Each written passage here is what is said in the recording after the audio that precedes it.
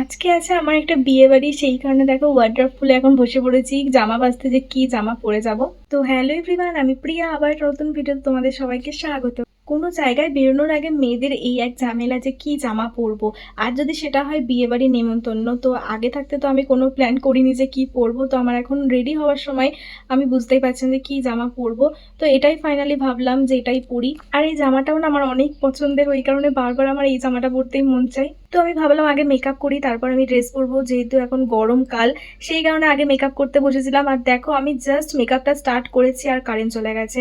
আর এদিকে দেখি আমার পাখাটাতে একটুও চার্জ নেই, মানে 1% চার্জ ছিল না। দেখো আমি সুইচ টিপছি, তারপরও এক টুকরো ঘুরছে না, মানে একটুও চার্জ না। তো ওটাকেও চার্জে বসিয়ে দিয়েছি। তো এদিকে কারেন্টও তো চলে গেছে, চার্জটাও হবে কি করে। তো কি করব, হাত পাখা দিয়ে হাওয়া খাচ্ছিলাম। দেখো আমি শুধু জাস্ট ফাউন্ডেশনটা মুখে দিয়েছি, তারপরেই কারেন্ট চলে গেছে। তারপর অনেকক্ষণ ওয়েট করার পর ফাইনালি কারেন্টটা এসেছিল আর আমি তাড়াতাড়ি করে রেডি হয়ে নিয়েছি। দেখো আমার জাস্ট হালকা কিছু বাকি আছে, তাছাড়া পুরোটাই আমার হয়ে গেছে। আর ড্রেসটাও পরে নিয়েছি তার সাথে সাথে। এরপর আমার মেকআপ অল ডান, এখন দেখতেই পাচ্ছ। এখন শুধু জুয়েলারিগুলো পরবো, তাহলেই হয়ে যাবে। জুয়েলারির মধ্যে আমি সেরকম কিছুই পরিনি, শুধু জাস্ট হাতে চুড়িগুলো পরেছি আর এখন ইয়াররিংসটা পরছি, এইটুকুই। আর কিছুই পরবো না। আর তোমরা একটা কথা বলো তো, আজকে না এই লুকটার সাথে আমি টিপ পরিনি, তো আমি টিপ না পরে বেশি ভালো লাগছে নাকি টিপ পরলে বেশি ভালো লাগতো? আমার কেন হয় না মনে হচ্ছে যে টিপ না পরে বেশি ভালো লাগছে, সেই কারণে আমি এই লুকটার সাথে টিপ পরিনি। এরপরও আমি দিদিকেও জিজ্ঞেস করেছিলাম টিপ পরলে বেশি ভালো লাগবে না টিপ না পরলে, তো ও বললো টিপ না পরে বেশি ভালো লাগছে, সেই কারণে আমি পরিনি। এবার বলো যে আমাকে কেমন লাগছে। আমার অল ডান এখন। আর এই ড্রেসটা নিয়ে আমি আর কি বলবো, এই ড্রেসটা তো আমি এর আগে দুবার অলরেডি পরে ফেলেছি। আমার এত পছন্দের ড্রেসটা। তো তোমরাও যদি এরকম ড্রেস নিতে চাও এবারে পুজোতে, তো অবশ্যই পছন্দের বুটিক পেজটাকে ফলো রেখো, তোমরাও পেয়ে যাবে। আর নিচে এসে দেখি আমার মাও ফুল রেডি। মাকে তো আমি চিনতেই পারিনি ফার্স্ট, আমার মাকে আজকে এত সুন্দর লাগছে সেজে। মাকে হচ্ছে দিদি সাজিয়ে দিয়েছে।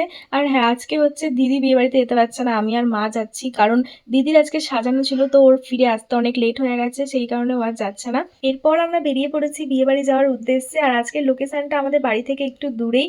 আর এই দেখো অনেকদিন পর এই ব্রিজের ওপর দিয়ে যাচ্ছি। তো বলো তো এটা কোন ব্রিজ? আশা করছি সবাই বুঝতেই পারবে। আর এই দেখো ফাইনালি এখন বিয়ে বাড়ির সামনে চলে এসেছি।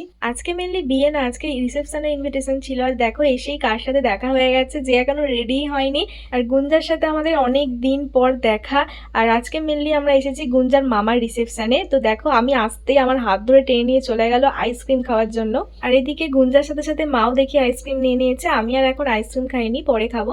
চলো এবার তোমাদেরকে নিউ ম্যারিড কাপেলকে দেখায়। তো এই যে এখানে চলছিল তাদের ফটোশুট, তো আমি এই ফাঁকে একটা ভিডিও ক্লিপ নিয়ে নিলাম। তারপর এদিকে এসে তো আমি একজনের উপর থেকে চোখই ফেরাতে পারছি না। এক্ষুনি নর্মাল জামা পরে ঘুরছিল, আবার কখন কখন গিয়ে সুন্দর জামা পরে সেজে গুজে চলে এসেছে লাল পরি হয়ে। তারপর চলে গেছিলাম ফুচকা স্টলে ফুচকা খাওয়ার জন্য।